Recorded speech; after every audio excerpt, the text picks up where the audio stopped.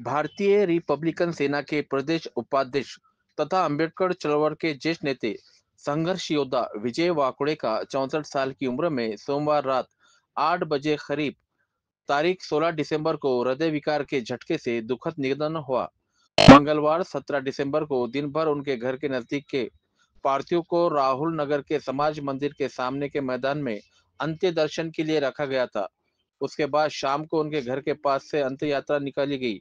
उस वक्त परभनी के मान्यवरों ने हजारों की संख्या में सहभाग हुए। उस वक्त रिपब्लिकन पक्ष के राष्ट्रीय अध्यक्ष आनंदराज अंबेडकर, भीम आर्मी नेते राहुल प्रधान, सांसद संजय जाधव, विधायक रोहित पवार, विधायक राजू नवघरे, पूर्व विधायक सुरेश वरपुड़कर, पूर्व विधायक सुरेश देशमुख, सुरेश गायकवाड़, पूर्व मंत्री गंगाधर गाड़े की पत्नी भीमराव हत्यांबेरे, सिद्धार्थ हत्यांबेरे, जिलाधिकारी रघुनाथ गावड़े, विशेष पुलिस महानिरीक्षक शाहजी उमाप, प्रभारी पुलिस अधीक्षक यशवंत काळे, रवि सोनकांबळे, पूर्व महापौर अनिता सोनकांबळे, परभनी बाजार समिति घुले डी.एन. दाभाड़े, पूर्णा के प्रकाश कांबळे, उत्तम खंदारे, हर्षवर्धन गायकवाड़ सहित सभी क्षेत्र के नागरिक और हजारों अनुयायियों ने विजय वाकोड़े को पार्थिव का दर्शन लेकर श्रद्धांजलि दी। उस वक्त अनुयायियों की अलोट गर्दी थी। किस तरह की प्रतिक्रिया दी है, आइए जानते हैं। हिम्मत नहीं हुई किसानसाठी शपथ आहे प्रत्येकाने रक्ताचं पाणी करून किती 10 रुपये खर्च करून आम्हाला अशीच भावना नगरसेवक करायचं हीच खरी आग्रहाची आहे।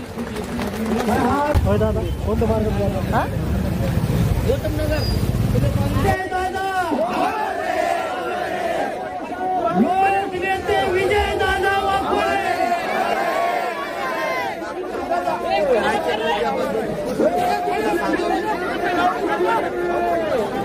अगदी शांततेमध्ये आपण आपला सहभाग नोंदवायचा आहे।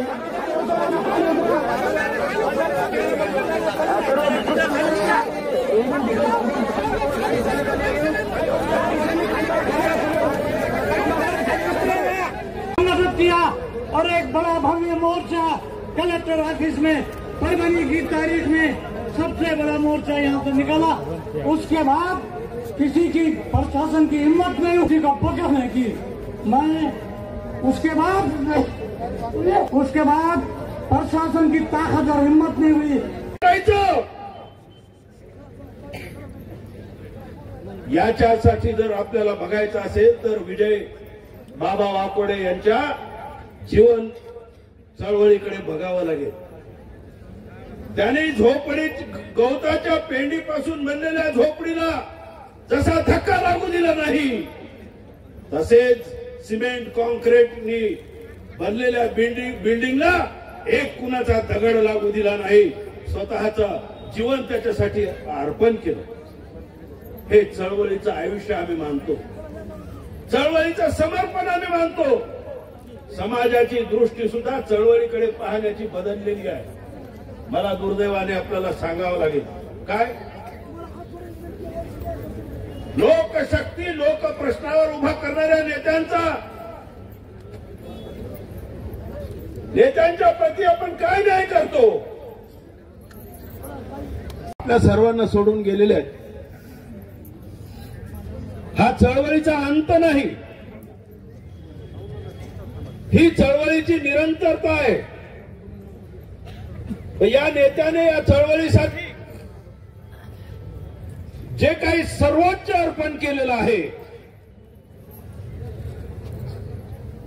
त्याच्या जीवनाच्या प्रत्येक घासामध्ये चळवळ होती।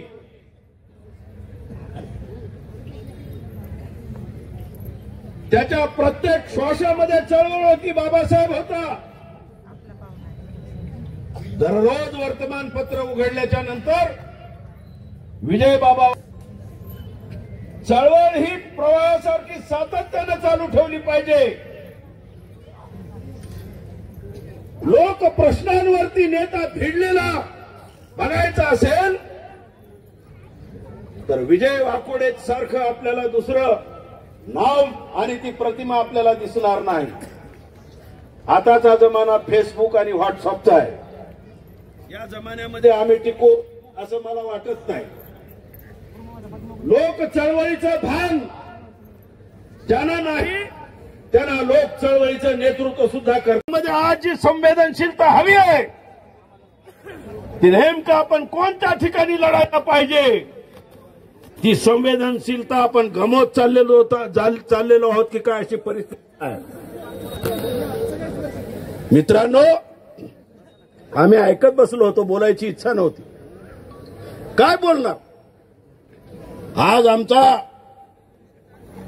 आम्ही ज्या चळवळी उभ्या केल्या 48 वर्षापासून मी आणि प्रकाश कांबळे या चळवळीमध्ये आहोत.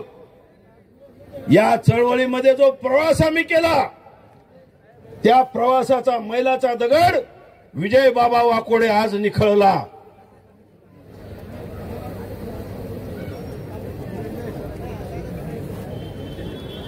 मैलाचा दगड आहे हा. 1-2 वर्षाचा फेसबुक व्हॉट्सअपचा दगड नाही.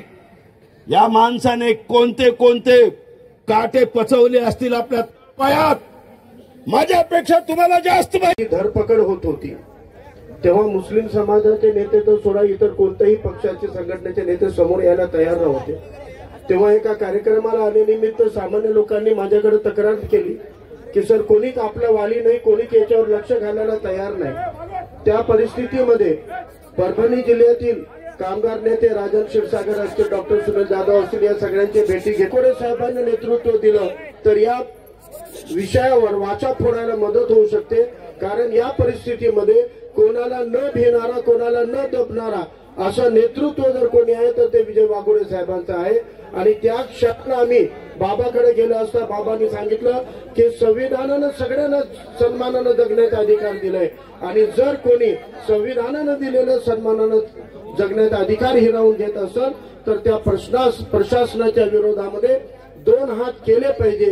हे भूमिका बाबांनी घेतली, पुढाकार घेतला आणि एक मोठं आंदोलन परभणीमध्ये उभा राहिला म्हणून ती धरपकड थांबली होती. याच पद्धतीनं NRC-CA हिंसक वळण देण्यात आलं, तसं NRC-CAच्या आंदोलनामध्ये सुद्धा हिंसक वळण त्याला लाभलं. हिंसा घडवणारे कोणीतरी घुसखोर राहतात, पण आंदोलनकारी ते आंदोलन करतात संविधानाच्या मार्गानं. त्यांना आतंकवाद्यासारखं टार्गेट करण्याचं काम तेव्हा सुद्धा झाला होता. आणि 10 ते 12 हजार इतर आरोपीची FIR या परभणीमध्ये रेकॉर्डमध्ये फाटली होती. आणि तेव्हा सगळं कोम्बिंग ऑपरेशन सारखं करून मुस्लिम समाजावर अन्याय होत होता. सगळे नेत्यांचे नाव त्या FIR मध्ये असल्यामुळं नेते सगळे गायब होते आणि उरले दहशतीमध्ये होता. त्यावेळेला मुस्लिम समाजाच्या या अमानुष झालेल्या कारवाईच्या विरोधामध्ये रस्त्यावर उतरण्याचं काम आणि नेतृत्व करण्याचं काम जर कोणी केलं तर ते विजय वाकोडे बाबांनी केलं होतं. हे मी याचा साक्षीदार आहे, मी गवाह आहे. त्या समन्वय समिती, संविधान बचाव समिती स्थापन करून आम्ही काम केलं आणि त्या समितीचे प्रमुख विजय वाकोडे साहेब होते. विजय वाकोडे साहेब हे एक न्यायाचं दालन होतं आणि हे फक्त एका समाजापुरते नाही तर अत्याचार अन्यायानं पीडित असो, धर्म कोणताही असो, जात कोणती असो, वर्ग कोणताही असो, पीडित जर कुठे न्याय मिळाला नाही तर विजय वाकोडे साहेबांच्या न्याय दालनामध्ये जायचा आणि त्यांच्या न्याय दालनामध्ये त्याला न्याय मिळायचं, त्याच्या पाठीवर थाप मिळायची, त्याच्या बाजूची लढाई लढली जायची. काल दुपारी आदरणीय बाळासाहेब आंबेडकर यांचं जेव्हा भाषण सुरू होतं ते भाषणाला उठल्यावर विजय वाकोडे साहेबांनी मला आग्रह करून त्या खुर्चीवर बसवलं आणि मी त्यांना एकच विचारलं, बाबा तब्येत कशी आहे? ते म्हणले लई दगदग व्हायली, ताण येत आहे या लढाईचं. म्हणलं बाबा झोप वाढवा, काळजी घ्या, कारण तुमचं आयुष्य महत्वाचं आहे, तुमचं नेतृत्व महत्वाचं आहे. नेमकं हे बोलून 2 तास जे झाले न झाले एक दुःखद घटना घडली. काल अंत्यविधीपर्यंत सोबत असलेले बाबा ऐन लढाईमध्ये लढाई लढता लढता वीर मरण त्यांना आलेलं आहे. म्हणून बाबाचं निधन नाही तर बाबा या लढाईमध्ये शहीद झालेले आहेत आणि बाबाला जे ताणतणाव ज्या व्यवस्थेनं आणलेलं आहे त्या व्यवस्थे विरोधातला लढा अधिक कणखरपणे आपल्या सगळ्यांना लढावा लागणार आहे. परभणीच्या सर्व समाज घटकांना मला सांगायचं की आपला सुरक्षा कवच तुटलेला आहे. आपला विजय वाकोडे नावाचं जे बुलेट प्रूफ जॅकेट होता ते जाकीट तुटलेलं आहे. आता आपल्याला आंबेडकरवादी विचाराच्या सर्व शोषित पीडित वंचितांना सोबत घेऊन आपल्याला आपले रक्षण स्वतः करायचे आहे. विजय वाकोडे साहेबाचा जी उणीव पोकळी निर्माण झालेली आहे ती आपल्याला सगळ्यांना पुढाकार घेऊन भरून काढायची आहे.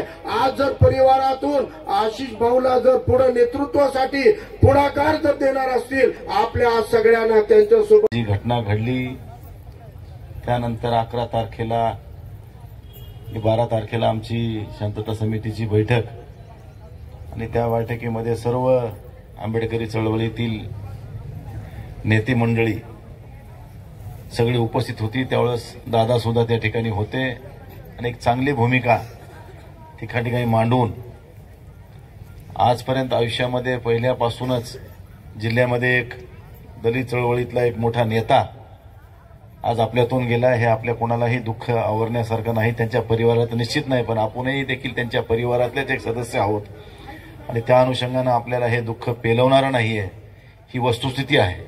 परंतु नियतीच्या समोर कोणाचं चालत नाही असं म्हणतात, कारण दोनं येणं आणि जाणं हे नित्याचं आहे. त्यामुळे ते आपल्या हातचं नाहीये. परंतु हे अशा पद्धतीनं जाणं, कारण जी घटना घडली त्या घटनेनंतर जे काही 7-8 दिवस ट्रेसमध्ये सध्या सकाळ दुपार संध्याकाळ हे ते भेट त्याची भेट, त्याच्यामुळे त्या ट्रेसमध्येच एखाद्या वेळेस काही झालं का काय असं कधी कधी वाटतंय. पण शेवटी निमित्त झालं अटॅकचं, परंतु आपल्यातला एक वाघ माणूस गेला ह्याचं दुःख निश्चितच आम्हाला हे न पेलवणार आहे. या ठिकाणी मी एवढंच म्हणेन की वाकोडे साहेबाच्या आत्म्याला चिर शांती लाभो आणि त्यांचा वसा पुढे कायम राहणार याच्यामध्ये काही दुमत नाही, कारण आम्ही सगळेजण त्यांच्या चळवळीत आम्ही सोबत काम केलेली माणसं आहे. आशिष असेल, दुसरे इंजिनियर त्यांचा दुसरा मुलगा आहे तो असेल, सिद्धांत असेल, एक चांगल्या प्रकारचं काम वाकोडे साहेबांनी ह्या जिल्ह्यामध्ये केलंय. जिथं जिथं तेढ निर्माण होण्यासारखा प्रसंग असला तर वाकोडे साहेबांना ते सातत्यानं मिटवण्याचं काम या ठिकाणी महत्वाची भूमिका घेऊन सगळ्या समाजाला सोबत घेऊन जाण्याचं काम त्यांनी आजपर्यंत केले. त्यांच्यासारखा नेता पुन्हा आपल्या जिल्ह्यामध्ये होणे नाही हे मी ठिकाणी या निमित्तानं असं सांगेन. म्हणून या ठिकाणी वाकोडे साहेबांच्या या स्मृतीला अभिवादन करतो आणि आपल्या भावपूर्ण या ठिकाणी मी श्रद्धांजली अर्पण करून या ठिकाणी थांबतो. जय भीम.